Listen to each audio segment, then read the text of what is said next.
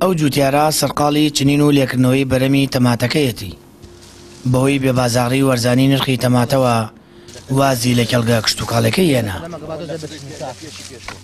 بەڵام دوای ئەوەی ڕاگەنرا کارگەی دۆشاوی ئاوە تەماتەکەی هەڵەبجە کراوەتەوە چەند کرێکارێکی گرتووە و تەماتەکەی بۆ کارگەکە دەبات. ئەم دەدوێنمە تەماتەت نزیکەی مانگێ بۆ مانگ و نیوەکە بێ پێگەیشتووە یەک دنکم لێ نەکردوتەوە. باوەڕ بکە لام وایە جاری وای بووە ئەوەنە مەراقی ئەو تەماتەم بۆ چووم لە بازاڕە تەماتەم کردی هەر لێرە نەبردەوە چوومەتۆ لە بازاڕەکە کڕیوە.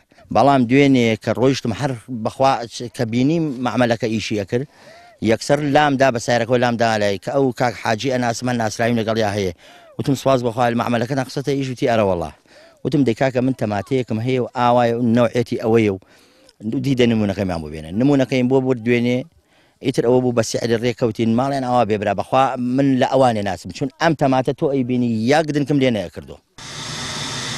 لە دوای 6 مانگ داخستنی 2 ڕۆژە کارگەی دۆشاوی شارە زوور دەستی بەکار کردوتەوە. تەماتەی جوتیارانی پارێزگاکانی هەرێمی کوردستان وەردەگرێت. خاوەنی کارگەکە دەڵێت ڕۆژانە دەتوانن زیاتر لە 200 تۆن تەماتەی جوتیاران وەربگرن. لە ماوەی ڕۆژێکی کارکردندا دەتوانن 48,000 قوتو ئاوە تەماتە بەرەم بێنن. خۆشبەختانە نزیکەی 2 ڕۆژە دەستمان کردوتەوە بەکار و ئێستا ڕۆژانە نزیکەی 200 بۆ 220 تەن تەماتە لە جوتیارە بەڕێزەکانی هەر چوار پارێزگای هەرێمی کوردستان وەردەگرین. بۆیە لە ئایندێکی لە پلانماندایە کە ئەم ڕێژەیە لە ساڵانی ئایندەدا 405 هێدە زیادکەین.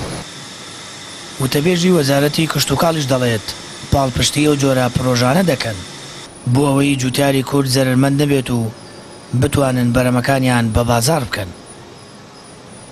ڕاست پێراوە وەکو بەڕێوەبەرێکی گشتی هاتوومەتە ئێرە بۆ ئەوەی ئاگامان لە کارەکانیان بێ و هاوکاری و کار ئاسانیان بۆ بکەین لەبەرەوە یەکێکە لە ڕێگەکانی ساکردنەوەی بەرهەمی ناوخۆ بە تایبەتی بەرهەمی تەماتە کە بەرهەمێکی زۆری هەیە لە هەرێمی کوردستانە و ڕوبەرێکی زۆر ئەمساڵ چاندراوە.